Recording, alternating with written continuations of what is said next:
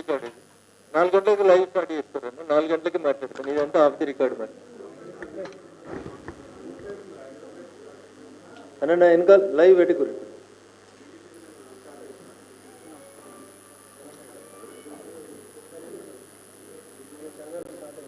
చలో స్టార్ట్ చేయండి అన్న. మీడియా మిత్రులకి నమస్కారం.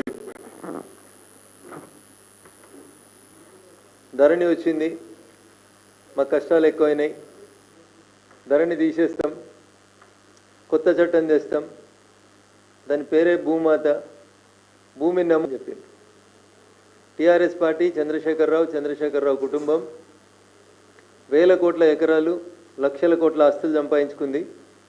చంద్రశేఖరరావు గారి కుటుంబం అక్రమంగా సంపాదించుకున్న లక్షల కోట్ల ఆస్తుల్ని హక్కిస్తాం, తెలంగాణ ప్రజలకి కొత్త కొత్త పథకాలు ఇస్తామని చెప్పి గల్లీ కాంగ్రెస్ లీడర్లు చెప్తే నమ్ముతలేరని ఢిల్లీకి వెళ్ళి రాహుల్ గాంధీ అని రాసిస్తే చదివే నాయకుడిని తెచ్చుకొని తెలంగాణలో ఎన్నికల ప్రచారంలో రాహుల్ గాంధీ తోటి రేవంత్ రెడ్డి అనేటప్పటి పిసిసి అధ్యక్షుడు మాట చెప్పించిండు.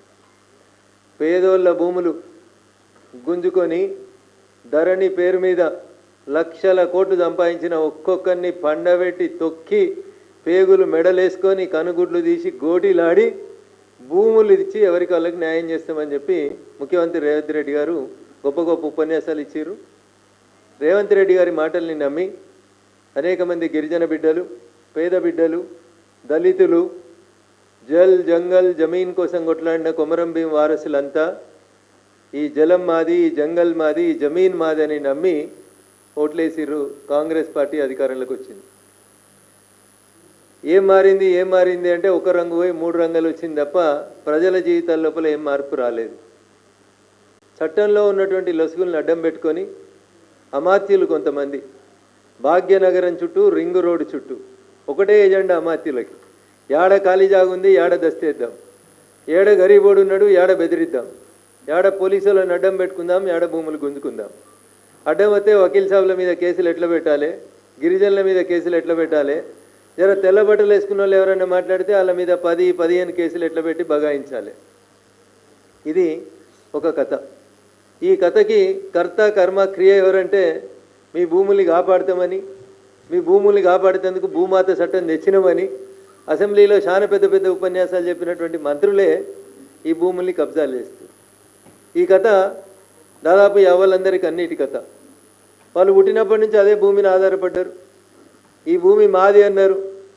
ఆ భూములు వెనకడికి చెప్తారు కదా, తొండలు గుడ్లు పెట్టినటువంటి భూములు, మనిషి అనేటోడు ఎవడో ఆ జాగలకు వ్యవసాయం చేసేందుకు ఇష్టపడినటువంటి భూములు.